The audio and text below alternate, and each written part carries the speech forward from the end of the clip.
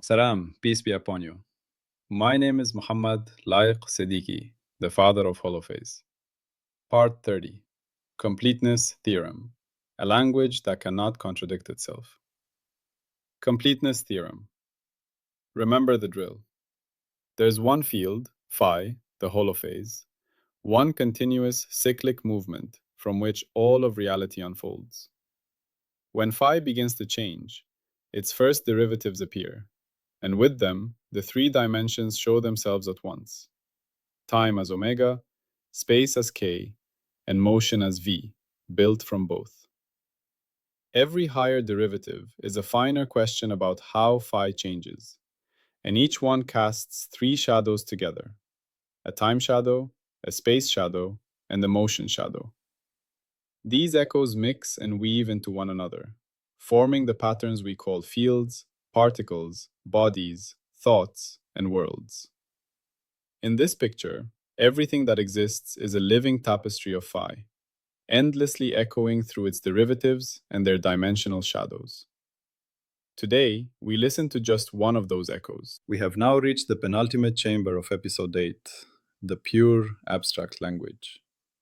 Our walk through this conceptual cathedral is drawing toward its magnificent close. We have raised the whole structure from the ground up: the foundation of phi, the arches of its derivatives, the stained glass of time, space, and motion, and the choir of information, memory, complexity, and computation. In the previous part, we inspected the hidden mortar that holds everything together. We discovered the principle of abstract consistency, the rule that the language of phi cannot speak nonsense and cannot host true contradictions. If the data you try to write about phi conflicts with itself, there is simply no possible reality that matches it. The book is not strange, it is unwritable. Today we ask a different, equally deep question. It is not about the internal strength of the building, but about its size and reach. A cathedral may be perfectly stable and never collapse, yet still be too small to welcome everyone who wishes to enter. So we ask, is our linguistic cathedral big enough for every coherent story reality might want to tell? Or are there possible, meaningful patterns that would remain homeless outside its walls? This is the question of completeness. We continue our journey through Book 8.8, Abstract Consistency, with a new claim. The claim that the language of phi is not only internally consistent, but also universally expressive. This is Part 30, the Completeness Theorem. The Completeness Theorem, in simple words, says this: whenever you can describe a pattern in a clear, non-contradictory way, and that pattern involves some kind of sequence, some kind of coexistence, or some kind of change, then there exists a configuration of phi that can represent it. In other words, any coherent story that has time, space, and motion built into it can be translated into the language of phi. The library of phi has room on its shelves for every meaningful book. To feel this, imagine a vast library, a bit like Borges's Library of Babel, which supposedly contains every possible book that can be written with a given alphabet. In Borges's story, almost all of those books are meaningless gibberish. Hidden among them are rare gems that tell coherent stories or state true facts. Now refine this idea. Imagine a library that contains every book that is grammatically well-formed and internally consistent, and none of the nonsense. Some books are stories, some are equations, some are descriptions of worlds that could exist, some describe the world we actually inhabit. Every time someone writes a new coherent book, it turns out that the book was already in this library, waiting to be discovered. The Completeness Theorem says that the language of phi is exactly like that refined library. Its alphabet is the value of phi and all its derivatives. Its grammar is the way those derivatives are allowed to relate to each other. Its built-in editor is the consistency principle we explained in the last part.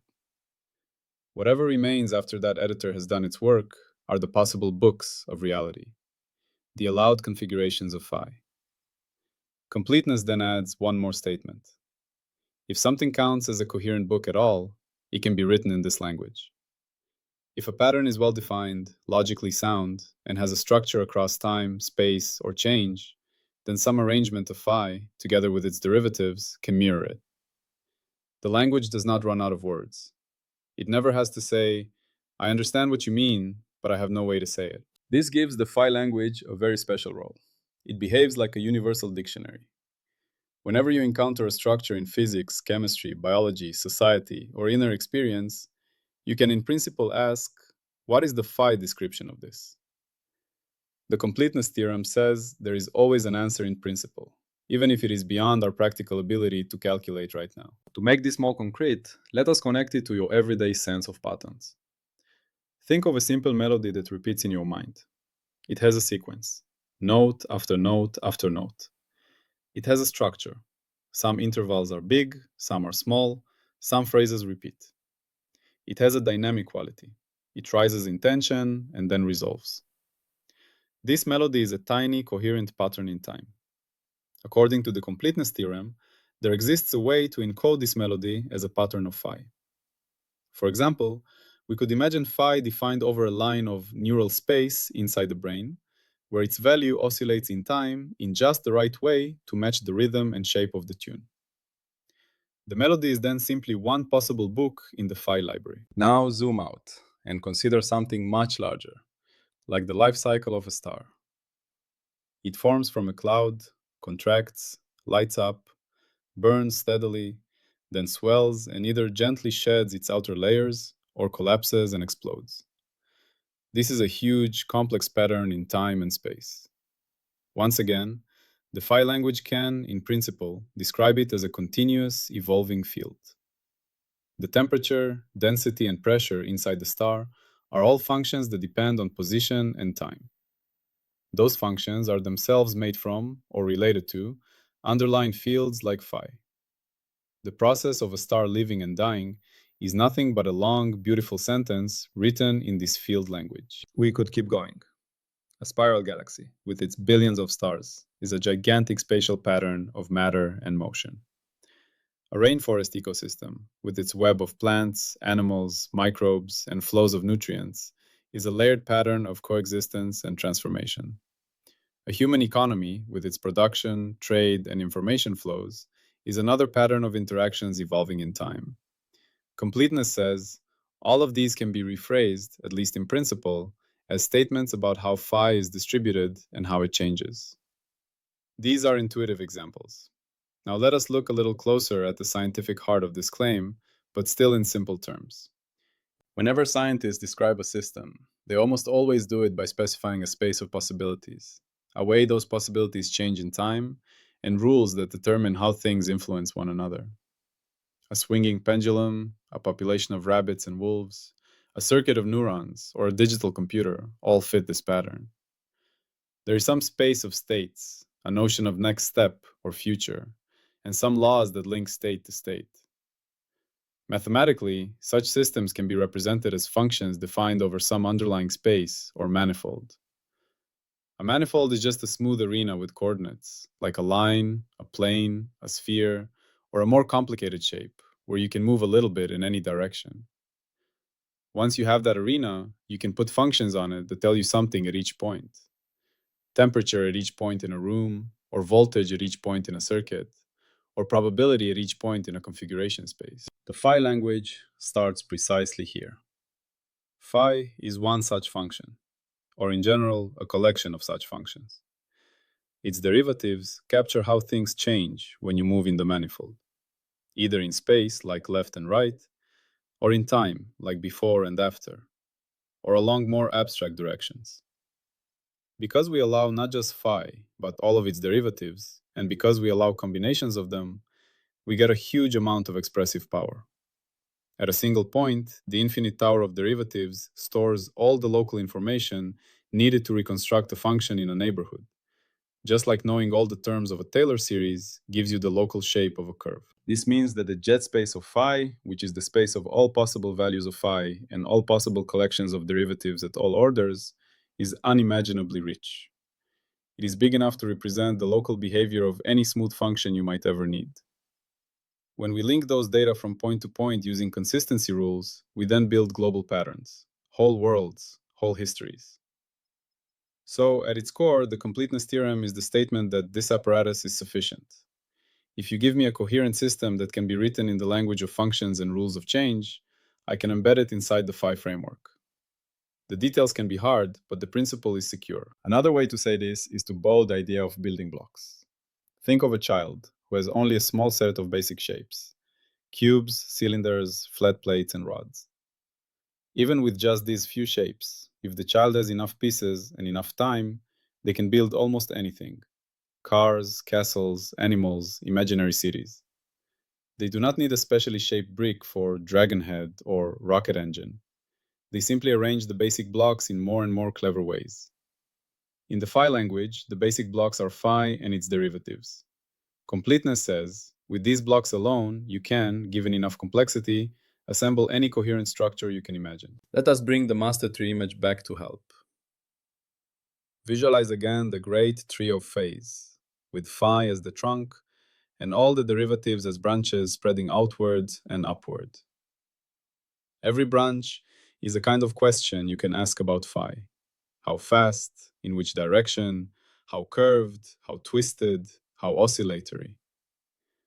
Leaves on the tree are specific combinations of these derivatives that represent particular patterns. Completeness says that no matter what coherent leaf shape you might want, there is a way to grow it somewhere on this tree. You might need to climb high in derivative order. You might need to move far out along mixed branches that involve time and space and motion together. But the structure is rich enough to host that leaf. There is no other tree of reality somewhere else. There is only this one, with enough branches and enough subtle variation in its leaves to cover every possible pattern the universe could need. To make this even clearer, imagine walking through the sections of the phi library, just like walking through different sections of an ordinary library. In the physics section, you might open a book that describes a simple harmonic oscillator, a mass on a spring. Its entire behavior can be written as a function of time, with a clear equation linking its position and acceleration. In phi language, this is just a very simple oscillating pattern, a gentle wobble in the field that repeats over and over. Nearby on the shelf, another book describes the full complexity of the electromagnetic field in a cavity, or the quantum state of an electron in an atom. These too are phi stories, just with richer spatial and temporal structure. In the chemistry section, you might find a book about a reaction network inside the living cell. Concentrations of molecules rise and fall, diffuse, and react with each other. Spatial gradients form and disappear. The state of the cell traces a path through a space of possibilities. All of this can be captured by fields over space and time, whose values represent those concentrations and whose derivatives represent their flows and reactions. Again, it is phi wearing a biochemical mask. In the biology and neuroscience section, shelves are filled with phi descriptions of tissues, organs, and brains. A book about vision might encode how patterns of light on the retina become patterns of activity in the visual cortex. A book about sleep might encode how different brain regions fall into synchronized rhythms at night. A book about movement might encode how motor commands ripple through the spinal cord into muscle fibers. Each case is a different region in the vast space of phi configurations. In the technology and society section, you might open a book that describes a communication network, a financial market, or a social media platform. Here, the natural space might be an abstract graph rather than physical distance, but we can still treat it as a kind of manifold of nodes and links. Values of phi on that manifold can encode beliefs, prices, messages, or trust levels. The way these values change over time, according to clear rules, can be seen as one more phi pattern. There is even a section for inner life. A book in that section might try to encode the neural and bodily patterns associated with a particular mood, or with the experience of listening to music, or with the focused state of deep meditation. These encodings are far from complete today, but the completeness theorem says they are not forbidden. There exists, in principle, some detailed phi configuration that carries exactly those patterns of activity and relation. When you begin to see the world this way, the master tree of phase is no longer just an abstract diagram. It becomes a living atlas. Each domain of reality is not a separate world, but a different region of the same tree, explored with a different map. This does not mean that every pattern is easy to describe. Some are extremely simple, a straight line, a constant field, a single tone. Others are extremely complicated, the full weather of Earth over a year, the complete firing pattern of all neurons in a brain during a lifetime, the detailed shape and motion of all galaxies in the observable universe. These are still just patterns, but they are patterns of immense complexity. In the phi language, they correspond to very elaborate configurations, involving an enormous number of degrees of freedom.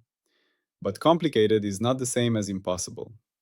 Completeness is not about ease, it is about possibility. To honor the spirit of this program, we now turn, as always, to the question of testability. It is one thing to say, in principle, this language can describe everything. It is another to ask, how could the world ever show us that this claim is wrong? The clearest way to challenge completeness is to hunt for what we might call a homeless pattern, a phenomenon that looks coherent, follows rules, and has clear structure in time, space, or change, but that resists every attempt to be modeled as a configuration of fields like phi.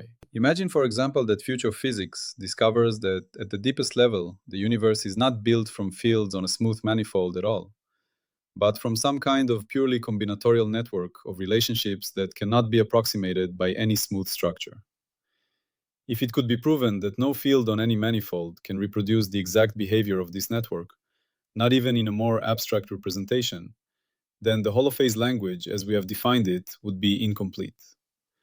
There would be a kind of fundamental pattern that has no place on our shelves. Or imagine that some aspect of consciousness, not just its neural correlates, but its actual qualitative presence, was shown to participate in physical causation in a way that cannot be traced to any state of the brain or body or environment. If such a causal role were robustly demonstrated and could not be mediated by any field-like quantity, then again the phi language would be missing a book. Something real would be exerting influence without having any representation in the field. You can also imagine a more mathematical challenge. Perhaps a future theory of quantum gravity insists that the most basic description of the world must be written in terms of algebraic structures that have no interpretation as values of smooth functions at points. If it becomes clear that these structures are not just a helpful reformulation, but truly cannot be embedded into any field picture at all, then once more completeness would fail. The universe would be telling us that our smooth, field-based language was only an approximation. These are extreme possibilities, and at present they are speculative. But they serve a purpose. They show that completeness is not a vague boast. It is a precise claim that could, in principle, be overturned by concrete examples. If one day we find a pattern that is clearly lawful and clearly real, yet we can prove that no mapping into a smooth field description is possible, then we will know that our language was not the ultimate one. Up to now, however, the history of science has moved in the opposite direction. Over and over, phenomena that seemed beyond systematic description have been brought inside the house of fields and equations. Heat turned out to be microscopic motion. Light turned out to be an electromagnetic wave, later also a quantum excitation of a field. Life turned out to be chemistry and information processing in molecules, and we continue to probe its mysteries in that light. Even mental processes, such as perception, memory, and decision-making, are increasingly modeled as patterns of electrical and chemical activity in neural tissue. Each time, the solution was not to invent a new, unrelated substance, but to find a more subtle pattern in the existing physical substrate. From the holophase perspective, this history is not an accident. It is a long, gradual confirmation of the completeness of the field language. Every time a new domain is successfully translated into patterns of fields and derivatives, we have found another shelf in the phi library where those books can sit. We can also approach this completeness intuitively through a playful mental exercise. Look at anything around you right now. A cup on a table, the pattern of light on the wall. the sound of my voice as you hear this. Ask yourself, could I, in principle, imagine a detailed field that assigns a value to every point in space and time, such that the behavior of this thing is captured by how that field behaves? Usually, with a bit of imagination, the answer is yes. The cup is a solid made of atoms, which are excitations of fields.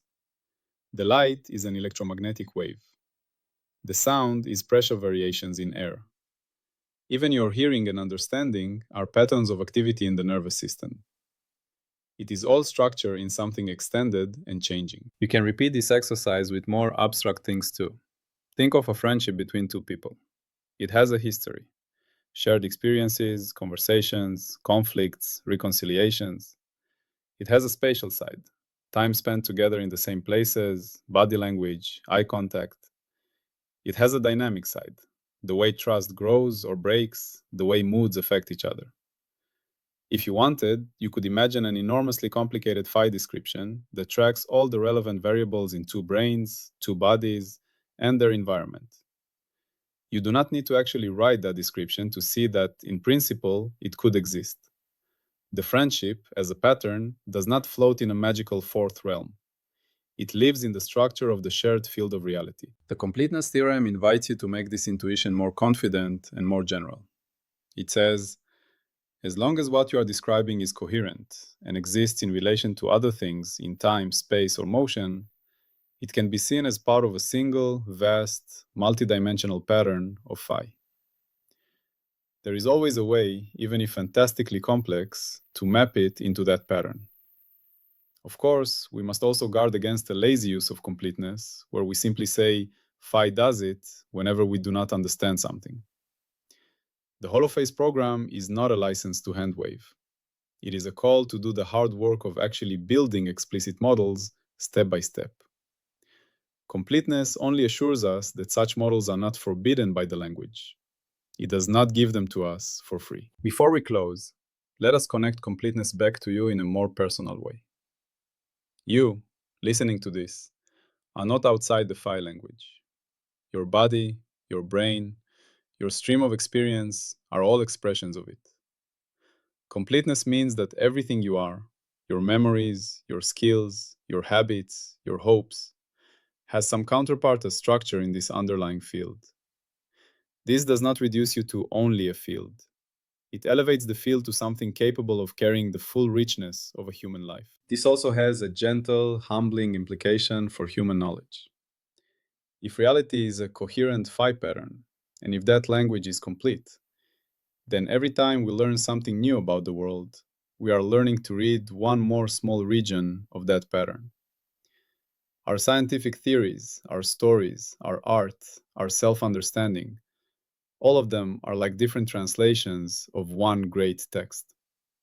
None of them captures the whole, but each can, in principle, be traced back to some aspect of the same underlying script. You can turn this into a kind of practice in daily life. When you watch the clouds moving, or hear the sound of traffic, or sit with a friend in conversation, you can gently remember. This too could be written, line by line, as a pattern in a single continuous field. You do not need to actually construct the equations in your head. It is enough to feel that there is a possible, lawful, coherent description that would fit what you are seeing and hearing and feeling. In that moment, you are aligning your intuition with the completeness of the language. At the same time, completeness reminds us of our limits. Just because a description exists does not mean we, as finite creatures, can ever fully write it down. The exact phi story of a human life, or of a galaxy, or of the entire universe, may be far beyond our practical reach. Yet knowing that such a story exists in principle can give a deep sense of order and intelligibility. It is a legible text, even if we can only ever read fragments of it. Finally, we return to phi itself. In part 29, we discovered that phi cannot describe contradictions. Now, in part 30, we have seen that phi can, in principle, describe everything that is coherent. Between these two results, we get a very strong picture. The Holophase language is like an infinite dictionary that refuses nonsense and yet has an available expression for any meaningful pattern that reality can support. If you wish later to explore the formal mathematical side of this story, you can look up the Holophase papers, where ideas from geometry, analysis, and dynamical systems are used to make these claims precise. For now, it is enough to carry the clear, simple intuition. There is one field, phi, and its derivatives. From them, without contradiction and without shortage, every consistent story of time, space, and motion can be written.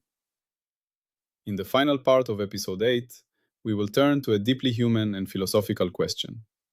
How does such a language speak about itself?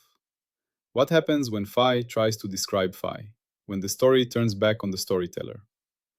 There, we will meet the beautiful and humbling topic of self-reference and closure, the recognition that even a consistent and complete language has subtle limits when it reflects upon its own structure. For now, rest in the awareness that you are already inside the library. You are not standing outside, looking in. You, your thoughts, your feelings, and the world around you are pages in this vast, coherent book, written in the script of phi. You are both reader and sentence, both listener and echo in the one continuous song. Salam, and peace be upon you.